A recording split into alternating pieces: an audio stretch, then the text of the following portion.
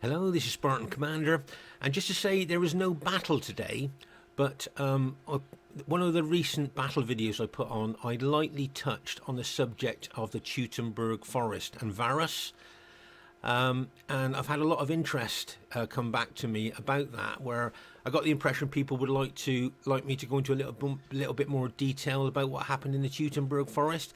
So this video is going into a little bit of depth about the Teutoburg forest and Varus and Arminius.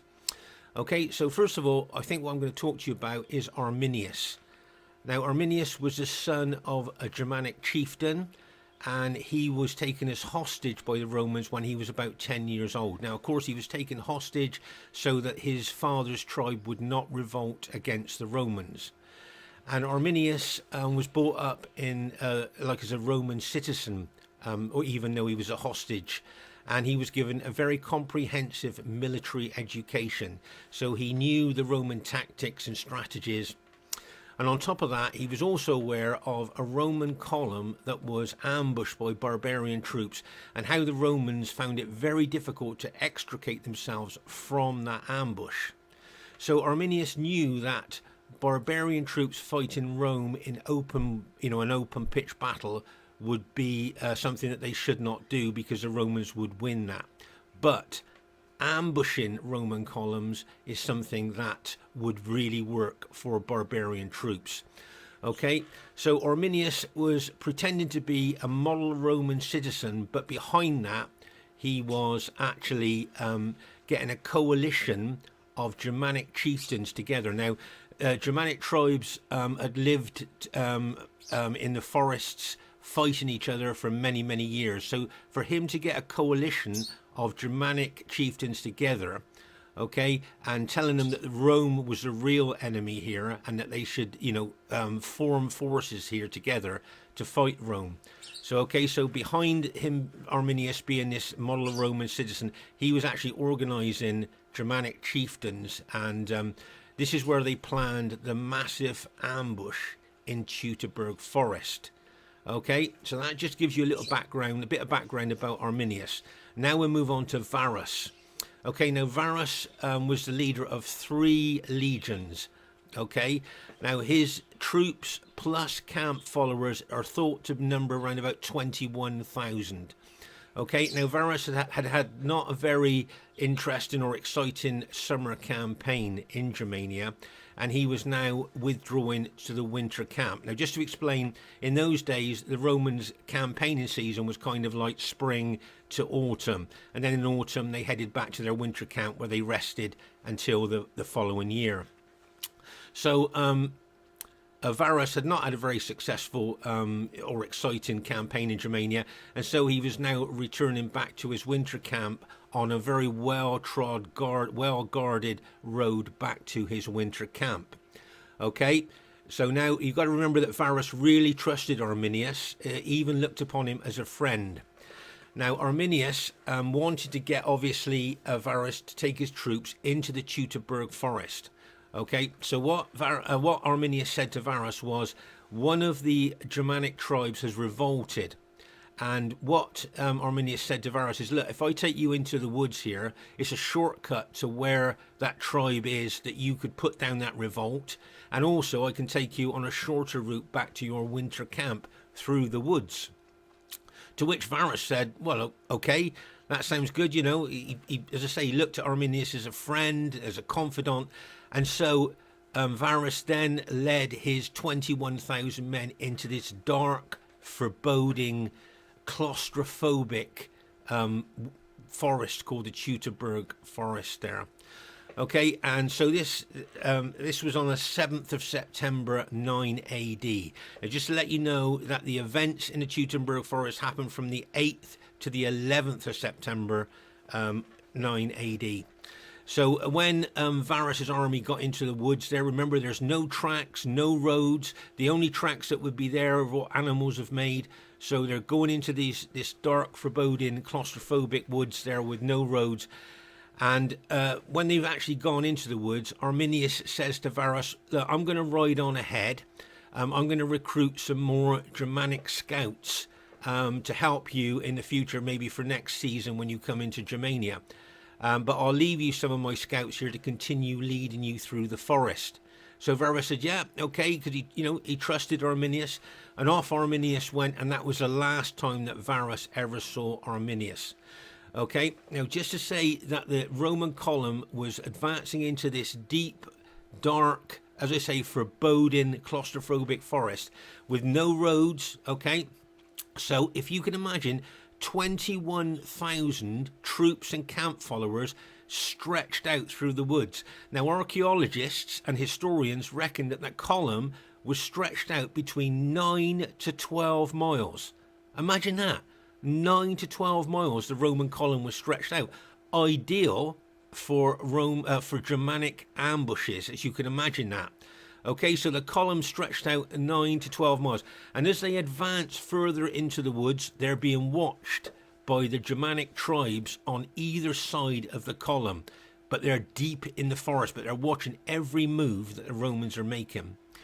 Okay, and then all of a sudden, a group of Germanic tribesmen would run forward out of the woods, throw loads of javelins into a part of the Roman column, attack the Roman column, kill and wound as many of the Romans as they could, and then as the Romans got organised, the Germanic troops would then disappear and melt back into the woods.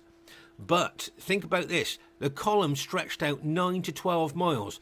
Okay, the column's just been hit in one place, so you're going to have wounded and dead. So you're going to have to stop to see, especially to your wounded. Some of them are going to need carrying, all their wounds are going to be needed to be looked at. So then someone's got to ride all the way to the front of the column to stop the column, to say, we've been attacked, you need to stop, we've got to see to the wounded. So the whole column then has to stop while they see to the wounded and the dead where they've been hit. And of course, when the columns stop like that, it's even more susceptible to, an attack by the Germanic tribesmen there. So every time they're attacked, they've got to stop the column. And then, of course, when the column then moves on again, okay, once again, the Germanic troops would come from maybe the other side of the column and start throwing javelins in, hit them from another side, maybe, 3 or 4 miles away from where it was hit before, because remember the column stretched out 9 to 12 miles. Once again, hit them, cause them loads of casualties. Once again, as the Romans get organised, the Germanic troops then pull back into the woods again. Okay, so then once again, someone's then got to ride up to the front of the column, stop the column, say we've been attacked, they've got to stop, see to the wounded again. All the time, the Roman troops are being whittled down by these little attacks by the Germanic troops. Okay, so make no mistake, this was, the ambush tactics that Arminius and the German chieftain leaders had, this was all organised, it was all pre-planned of what was going to happen. Now, just to let you know, archaeologists and historians reckon that the Germanic troops were the number was somewhere between 25 to 30,000, but they're not exactly sure, of the number, but they estimate between 25 and 30,000. And of course, as I say, Varus's column was about 21,000 troops there. So the column's moving forward, and then that night they set up a camp there. They're not attacked during that night, but can you imagine the psychological damage to the Roman troops? Because I'm pretty sure that when those Germanic tribesmen attacked, there would have been a war cry shouted as they charged forward. Can you imagine that? That would have put the fear of God into a lot of those Roman troops, I would have thought. And then there was a lot of war cries said right from the woods, and the Germans didn't attack, but the Romans formed up, facing where they heard the war cry come from, but no attack. So once again, can you see the psychological warfare here that the Germanic troops could play on to the Roman troops there? It must have been really, frightening for those Roman troops there. And of course, they then, after they've got camped for the night, they then move on. And once again, the column stretched out 9 to 12 miles, being hit by German, troops hitting them again. Once again, like I say, the column has to stop, and then, they're getting hit again. They got to see to the wounded and all that type of stuff as they move forward. Okay, so eventually they get to a kind of a clearing, but it's a very narrow clearing. I think they've said that it's about 330 feet wide, this track in the clearing is. On one side, there's even more dense, thick forest, which is almost impossible to penetrate. And on the other side is a deep swamp. Okay, so they can't go either side of this track. And the Germans have actually put a trench in the road, dug a big trench in this track to stop the Romans, to make it very difficult for the Romans to go forward. But also they've built a wooden wall on the edge of the woods there, which they could charge out from and attack the Roman troops on this wood. This is on the final day of the battle, the 11th of September. And the Romans then decide to attack this wall that the Germans have built. They attack it, and they just can't take this wall. And also, the officer in charge of the cavalry of the Romans just lost his nerve there and rode off with all the cavalry, leaving the infantry on their own. And he rode off with the cavalry down the track, but it didn't do him any good because the Germanic cavalry caught up to him and wiped his column out, wiped all the cavalry out to a man. Okay, and then the Germanic troops were coming out from this wall, once again attacking the Romans, and the Romans were getting overwhelmed by Germanic troops. At this stage, this is where Varus and several of his officers committed suicide, and then finally the Germanic troops overwhelmed the column and killed most of the Romans. And the ones that they captured, they were either sacrificed to the gods, or they were made to be slaves. And unfortunately, some of the Romans were actually boiled alive, and then their bones used for something to do with the Germanic gods there. So that's when the Romans were taken out. So as I say, that was on the 11th of September at 9 AD. They went into the woods actually on the 8th, and by the 11th they were wiped out. Okay, and just to let you know, this was a massive European historic event here that happened to Teutoburg Forest, because for the time being that stopped the expansion of the Roman expansion into Germania. What happened there, and as I say, that's what happened to Varus and his column there. And it's just I just thought it was quite interesting there how they trusted Arminius so much that he just led Varus into those woods, and it was just a mass ambush that was planned there. And I say, just to say that the archaeological dig that has been done on the site there have found several loads and loads of different things there. And actually they found a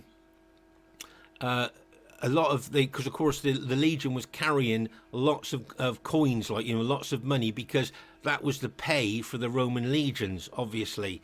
So they found at the archaeological dig, they found loads of coins, especially, but loads of weapons and personal belongings to the Roman troops, and things like that. So that's quite good there. But also, just going back to Rome, I don't know if you're aware that losing one eagle was a disgrace to Rome, right? And it's to the Roman army, but to Rome as well. But because there were 3 legions there, they lost 3 eagles. So that would have been an absolute, unthinkable disgrace to Rome and the Roman army there. 3 eagles. I mean, that's something that, as I say, 1 eagle being lost was a disgrace to Rome, but losing 3 eagles. So, and what I was thinking here, and I don't know if you would agree with this, is that Rome has been known in the past, when they've had disasters, to not kind of record it too much. It might just be a little line about what happened. They were very, very kind of concerned about not talking about major disasters. And what I'm thinking here is some of the Roman troops, I don't know how they did it, but some of the Roman troops escaped Teutoburg Forest and got to friendly provinces. That's how the story, how we know about what happened there. But what I was thinking was, if there were no survivors, I just wonder whether we'd even know about what happened in the Teutoburg Forest, because I think that the disgrace that Rome felt by losing 3 legions there to barbarian troops, I think that they wouldn't have put that down in history. I think the Romans just would not have put that down in their history there, because it would have been a disgrace. But of course, because there were survivors that actually told the story, they then had to kind of admit what happened and everything like that. But there are other incidences in Roman history where disasters have happened, and there's only been a little mention of it in their history, because you know, it just felt such a disgrace to them when they lose that. But yeah, I just thought it was interesting there how Arminius managed to get a coalition of chieftain leaders, that these tribes traditionally always fought each other, but he managed to yoke them together, yoke their strength together, and explain to them that Rome was the real enemy, not the tribe by the side of them that they've been fighting for years, but Rome. And so Arminius must have been, you know, a really good negotiator on how he managed to get these Germanic chieftains together. And make no mistake, the ambush was planned, I would have thought, for weeks or months before, Varus, even went into the woods there. And as I say, Arminius, knowing the tactics and strategies of Rome, knew that ambush was the best way to actually beat the Romans there. And as I say, that column, can you imagine being in that Roman column stretched out 9 to 12 miles in a dense, thick, dark woods? And also, what I forgot to mention is that it was raining as well. All through the days of them being in the woods, it was grey, dull and raining and cold.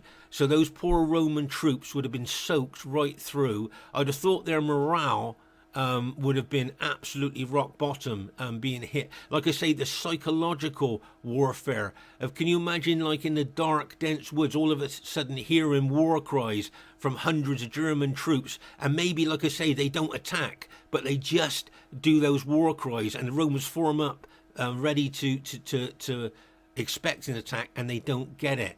But do you see what I mean? How the psychological warfare there would lower the morale of the Roman troops. And as I say, I mean, tactically and strategically, having your column stretched out 9 to 12 miles, going through a dense wood that you've never been through before, to me would that's quite a serious thing to do, isn't it? I think, to be honest. And is a massive vulnerability, I think, that the Romans found there, that the Germans really made the most of. And I say, going back to the archaeological dig there that they've done recently there, they finished recently now, but I thought something was quite poignant, and I mentioned this in the battle video, that they found the skeleton of a donkey, and it still had the bell around its neck. All right, so it's a Roman donkey that probably carrying supplies, had a bell around its neck. And when they checked the bell, they found that the bell had been stuffed with straw and mud. So obviously the Roman troops there nullified the bell, because obviously they didn't want the bell ringing as the donkey was moving to attract Germanic troops. And that to me says, how scared the Roman troops, really must have been at this stage. But it didn't do them any good, because, as I say, the donkey's skeleton was found there by the remains of two dead Roman soldiers. The remains there were found by the donkey as well. So the donkey and the soldiers that were kind of looking after it sounded like they were all killed together there. But I just thought, hearing about that bell being stuffed with mud and straw was quite poignant, and gives us a little bit of an insight into how those Roman soldiers were feeling. And I would just say to all of you listening to this, imagine if you were in that Roman column. You've been attacked several times. You know that the Germanic tribes that you're facing there, they don't really take prisoners, and if you are taken prisoner, it could be even worse than death for you, for the torture, and, as I say, boiling you alive and things like that. So it must have been quite scary. And as I say, the column of 21,000 there, as I say, that's 21,000 troops and camp followers.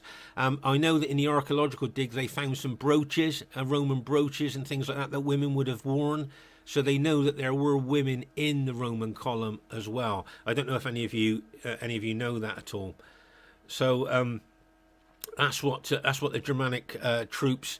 It's a really well planned ambush. A lot of people say that the Teutoburg forest, a battle, they refer to it as a battle, but from what I've read and what I've seen about it, it's more like a gigantic ambush.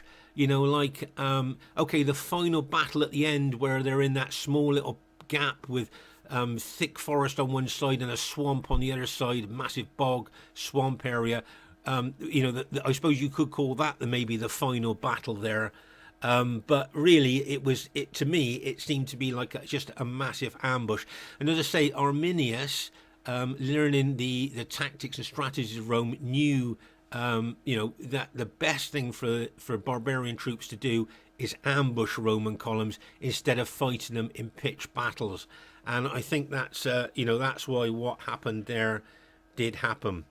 So I hope you found this quite interesting here, because I think, as I say, the Teutoburg Forest, a lot of people have got a general knowledge of what actually happened, but I thought I've tried to go into a little bit of depth here, just to let you know. And I thought Arminius here, he must have been quite a strange character, because, as I say, he was taken from his Germanic chieftain's family at the age of 10, and then brought up in the Roman way of fighting and living and things like that. And you think that he may have actually genuinely changed to almost being a Roman, but underneath all that, being a model Roman citizen and being a loyal Roman citizen, underneath that he was always planning some kind of revolt, or some kind of helping the Germanic tribes beat Rome. So he must have been quite a controversial figure underneath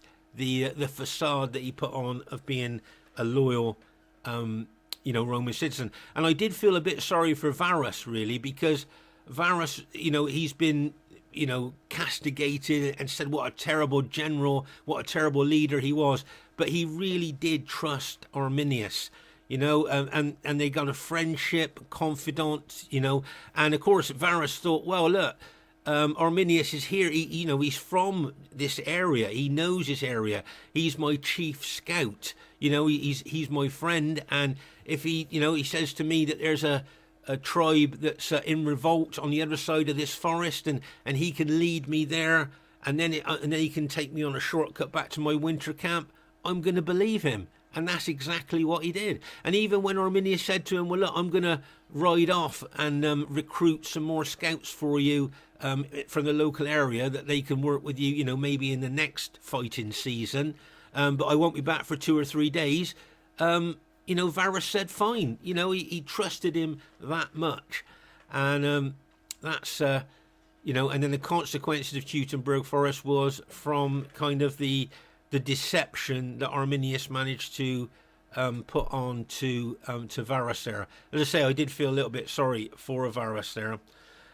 And as I say, in the final battle there, where that 330-foot little gap there between the woods and that swamp area there, and the Germanic troops have built that wooden wall there. So it just goes to show how much preparation had been put in by the Germanic troops there to actually ambush and finish off Varus's column there.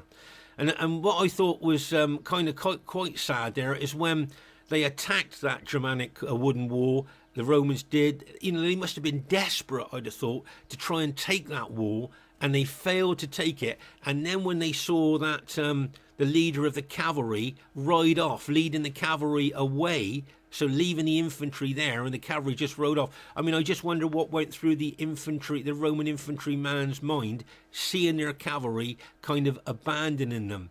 Can you imagine the fear and the morale drop when they saw that? Okay, the cavalry column was overtaken by Germanic cavalry and they were completely wiped out, but the psychological damage, I would have thought, would have been already done to the Roman troops. And I think the psychological side of this actually interests me as well, because those Roman troops, for those 3 days going through the woods from the 8th to the 11th of September 9 AD, I mean, those lightning attacks by the Roman troops, the hearing, the shouting and the screaming of those Germanic troops as they charge down onto them, The psychological side, I mean, the morale, I would have thought, of the Roman troops would have been quite low, I would have thought, by the final battle. And as I say, the weather was dull. It was pouring with rain. And also, if you can imagine, if it's raining, the rain in the woods, it's going to take away one of your senses, isn't it? Because you're not going to be able to hear very much of, like, if the enemy is running towards you in the woods, you're not going to hear that, because it's raining so much, with the rain hitting the leaves and the ground and everything like that. So it's going to take one of those senses away from you as well. So as I say, the psychological side of this for the Roman troops, I find quite interesting as well. And I was just going to say to all of you listening to this, imagine if you were in Varus's column for those 3 days. Can you imagine the fear that those Roman troops would have felt, and then seeing their leaders, including Varus, commit suicide on the final day? Can you imagine the morale drop, within the Roman troops there? Okay, this is Spartan Commander saying, I hope you've enjoyed this a little bit more in-depth talk about the Teutoburg forest. I hope you haven't found it boring at all. And please leave your thoughts in the comments. If I've missed anything, please, if you could like to add anything to this, please leave any more information in the comments. It'd be interesting to read. The Spartan Commander saying bye for now.